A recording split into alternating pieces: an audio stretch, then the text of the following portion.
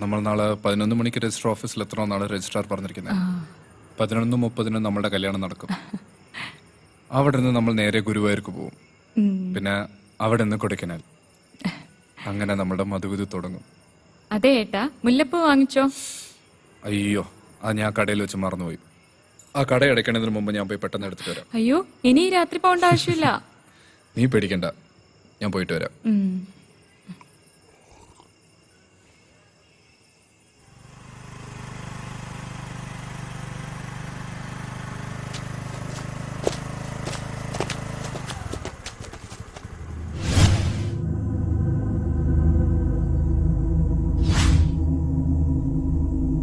ആരുടെ നീക്ക് വഴിമാറടാ.